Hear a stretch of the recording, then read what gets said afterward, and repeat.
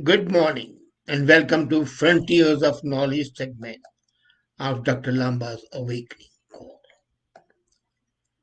Drones are an in thing and we find that they are being used all over, whether for bringing groceries to you, getting medicines to the far-flung areas, rescuing people in natural calamities, or being used for clandestine activities by the military forces for crossing the border as happening in South Asia.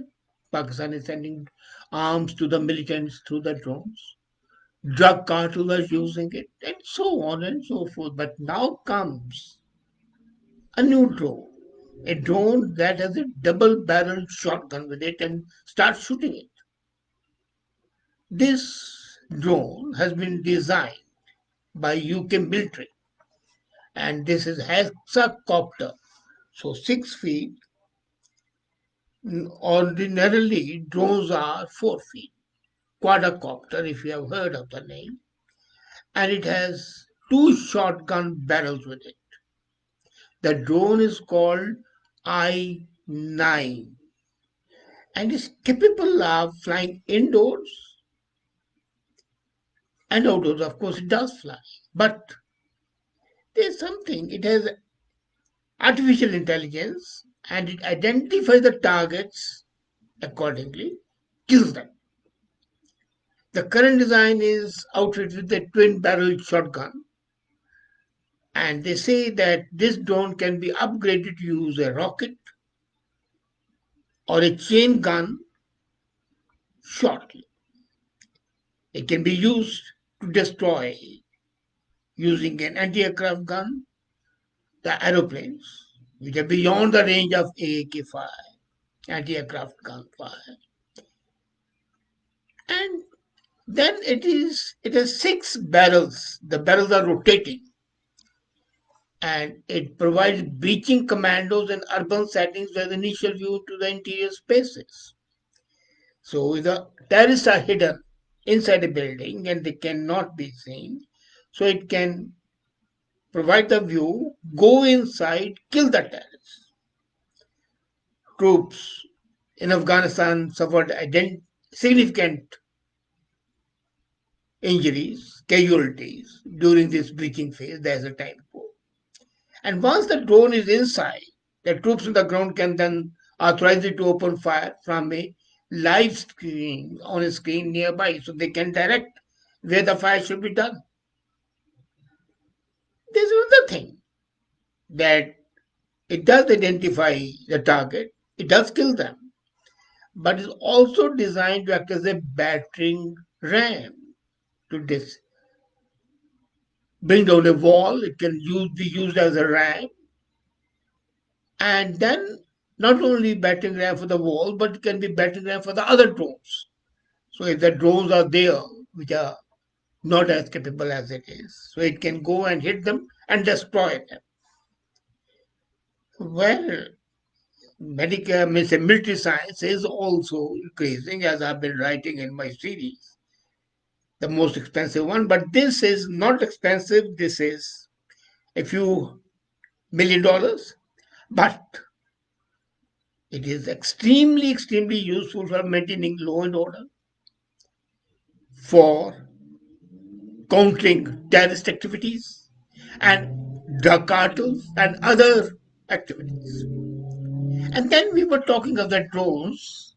The scientists have now developed a prototype jet engine, and that flies without using any fossil fuel. So, this is going to be the way for carbon neutral air travel. What the device does is it compresses air and ionizes with microwaves, generating plasma that thrusters forward. And this was reported only day before yesterday in the journal AIP Advances. So the planes someday might fly using just electricity, which they produce themselves, and air around them as a fuel. So electricity and air. Air they'll have used compressed air. This prototype they built has been able to launch a 9 kilogram steel ball 24 millimeters in the air. You might say 24 millimeters is nothing. Yes, but it's a prototype and it has the same thrust as a conventional jet engine has.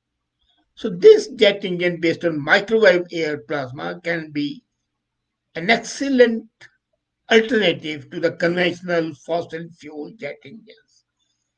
And this has been done by China in Yuan University. Yuan is the place from where the coronavirus started. And this will have significant impact. Do you know that if we don't count the military jets, because we are not sure how many are flying all over the world, 2.5% of all greenhouse gas emission is by the commercial jets. 2.5%. And if that 2.5% can be reduced by using this compressed air, is quite an achievement. Then Stanford University comes up with a new robotic development. And this is for the oceans. They have developed scuba droids who can work at extreme depths. Now, what happens at present is that the scuba divers work at extreme depths for less than 15 minutes. They can't do it more than that. And they take maximum 10, 15 minutes to complete the complicated jobs. But one thing which is very harmful, they submit their bodies to 10 times more normal pressure, and that can be fatal at times. So, overcome these challenges, this droid has been created. This drone, you can call it drones, flight droids are inside. And it's called Ocean One. It's a man looking like, human looking like, underwater droid, and it can handle archaeological artifacts that employ four sensors to replicate a sense of touch for the pilot. Highly skilled as they are, they can replace human divers in carrying out deep and dangerous ocean research, which is being done, as I said, in that at one time 15 minutes. So when the reports go in, they can work for hours together without any problem, without any loss of human life, without any danger to the physical bodies. Another thing, these droids can be manipulated also to clean the oceans. As I say, the dirtiest and the most polluting thing is the plastic. So they can be trained or they can be equipped to clean the ocean. So they can carry out the hardest task. They can clean the ocean, and that's something worth. But then, is this enough? We have seen jets using compressed air. We have seen drones with a double barrel shotguns and being used as battering rams. And then the droids carrying out the dangerous work for a long period of time. But then that's not enough. As I said, the human ingenuity works all directions. It's not unidirectional. The University of Valencia and Valencian Institute of Agricultural Research and Rutgers University combined the deputed team of researchers. And what they have done is they have demonstrated that a plant is capable of producing nutrient rich substances. And these nutrient rich substances are for the use of insects. Interestingly, the plants produce chlorophyll in the daytime. You know that. And in the night time, they'll use this nutrient-rich substance, which can be used by the insects, by the worms, by the birds, and this is called glutathione. Glutathione. Glutathione is a small watery drop which comes from the margin of the plant leaves. The extreme end of the leaf has gluten, and it comes in the shape of small watery drops. It's extremely nutrient rich and it's very useful for insects. Now, insects are required because they are the pollinators, and they can also be used for biological pest control. So, this glutathione they can convert into for the pest control. The Royal Society has informed, because this research was done under the aegis of the Royal Society. And it's a common phenomenon in many plant species that occurs at night when the soil moisture is high. And insects such as bees and diphtherians drink from these small drops. For a long time has been considered as a source of water for them. But the new study shows that it's not only clean water, it is much more.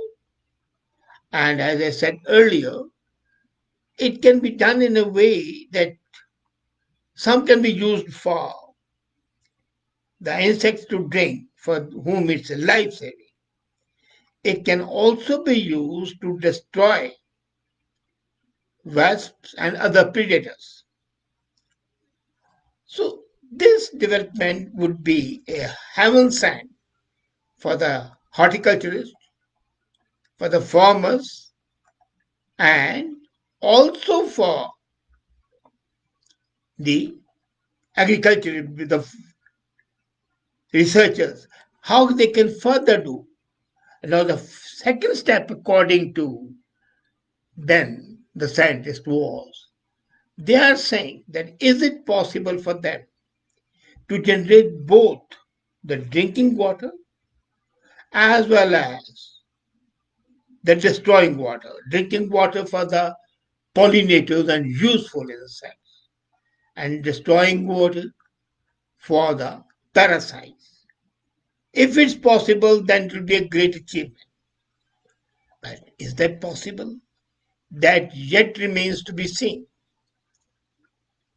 And then, one thing, they have also said that this can be used to fertilize the fields. The plants, when they drop this water, can be full of nutrients, can be used as a fertilizer. And when the plants are there and the wind comes out, you can shake the and all those drops from the leaves fall on the ground, making the ground nutrient rich, which can be absorbed by the crops that are growing there. Now, these developments, as I always say, show the ingenuity of the human mind, which not only tries to look at the issue, but also enhances the quality of life and sows the seeds for the further work. It's a continual process with the result that our horizon keeps on getting widened and wider. The frontiers of knowledge can never be crossed. That's why every week we try to give you a few nuggets. And these nuggets are the latest developments or the information about our past. And with that, we'll meet next time, next week. Thank you.